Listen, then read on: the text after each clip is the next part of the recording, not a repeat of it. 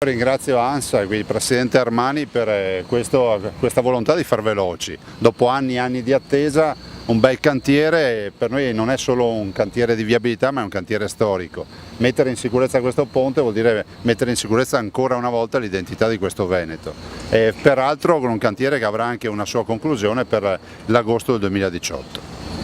Noi ponti ne abbiamo tanti perché per fortuna abbiamo l'acqua, diciamo che c'è un monitoraggio costante da parte nostra rispetto ai nostri ponti, a quelli che competono a noi, si fanno investimenti sulla viabilità, vorremmo farne di più, però abbiamo anche deciso in questa regione di non applicare le tasse, siamo l'unica regione in Italia che non lo fa e ad ogni anno non preleviamo dalle tasche dei veneti 1.159 milioni di euro. E si potrebbe programmare molto di più se avessimo la possibilità di avere l'autonomia. Il 22 ottobre si andrà a votare, io spero che lì inizi un percorso, una regione che ogni anno manda a Roma 21 miliardi di tasse di residuo fiscale sarebbe in grado di programmare alla grande, del resto dove ci fanno programmare nella sanità siamo i numeri uno. Il cantiere lo vedete, è in piena attività, stiamo costruendo la passerella, l'obiettivo è arrivare per ottobre per l'attivazione, l'inizio di attivazione della passerella provvisoria in Ponte Bailey. Questo consentirà di deviare il traffico sul passaggio provvisorio e iniziare a intervenire in modo pesante sul